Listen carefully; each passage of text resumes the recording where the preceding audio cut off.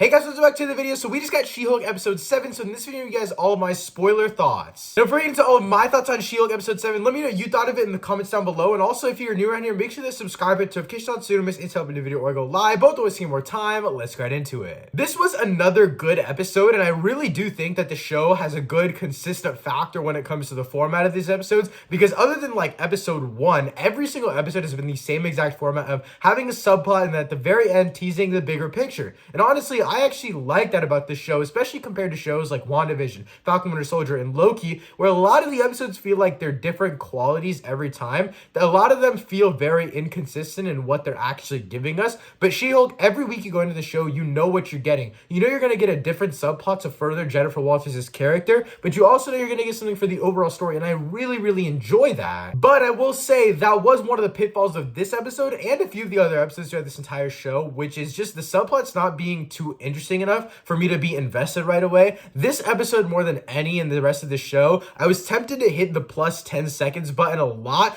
especially in the middle to beginning, whenever we were starting to get to the tree where Blonsky was at, because everything was going very slow for like absolutely no reason. I didn't really feel invested in any of the story yet, and honestly, it just wasn't that interesting to me at that point. Now, I will say later, as the episode kept going on, I had that temptation a lot less, and at a certain point, it just completely went away. But for a while there, I just wasn't invested in the subplot, and that just goes back to there being a new subplot every week. It takes time to get invested, and this episode specifically, it took me a lot longer than it did for other episodes, even though by the end of the episode, I liked the subplot a lot because it really did influence Jennifer Walters' character. But again, it took a while to get there, but that makes a really big difference when the episode is only 35 minutes. Now, we have to talk about the elephant in the room. Just as we did last week, there was no Daredevil in this episode. Now, I did post a theory video on TikTok and YouTube Shorts about my theory for how Daredevil is going to be introduced in the show, and I posted this before this episode came out, and I pretty much said that I think Daredevil will be introduced in right before the season finale, and he'll basically be that motivating factor for Jennifer Walters. This is number one proven because in the marketing, we do see Matt Murdock and Jennifer Walters talking to each other about Jennifer Walters' responsibilities and She-Hulk's responsibilities.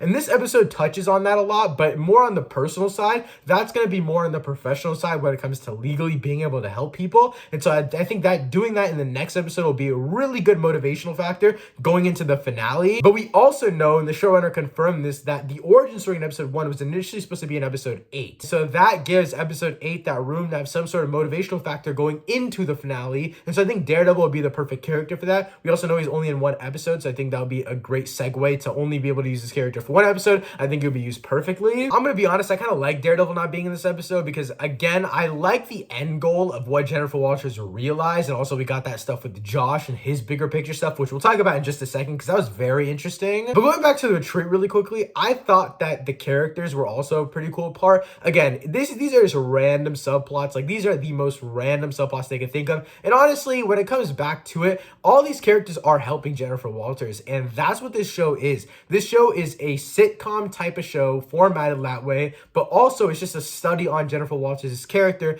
and how She-Hulk has influenced her life. And the subplots that we go through in this show, they always relate back to that, which I can respect. Even though they have these random characters, they make these random characters interesting enough for us, and they make everything relate back to Jennifer Walters, which is the point of this whole show. But now to obviously talk about the tease at the end of this episode with Josh, he pretty much scans Jennifer Walters' phone, copies everything on there, and then takes a picture of her while she's sleeping. Obviously, he's working with whoever wants her blood, and I do think that at the end of the day, the villain's gonna end up being someone that wants to be a She-Hulk, or wants to be a Hulk in general, but more specifically a She-Hulk because he wants She-Hulk's blood. He or she, because I'm thinking it could be Titania. Titania has been marketed as the main villain of the show, and obviously we know a lot of, every Disney Plus TV show has had that twist villain, so obviously they're doing something along those lines here. There's also rumors of the leader being the villain of this show, so I think it would be kind of interesting to lead this into Captain America and New World Order, because we know that She-Hulk and Hulk might also be in that movie. And so I think it would be interesting to have all of these things tie in together, but at the end of the day, if it is Titania, I think that would make sense. And it also wouldn't be too far-fetched since we already know a little bit about a character from the previous episodes in this show. But that's pretty much it for all of my thoughts on She-Hulk episode 7. Let me know who you think the mystery villain is going to be in this show, because I do feel like they're actually building it up to be someone that we're actually going to be invested in because they've been teasing it for so long. But that's it for all of my thoughts. Like and subscribe so you don't miss any type of new video or I go live. Thanks so much for watching. I'll see you next time. Peace.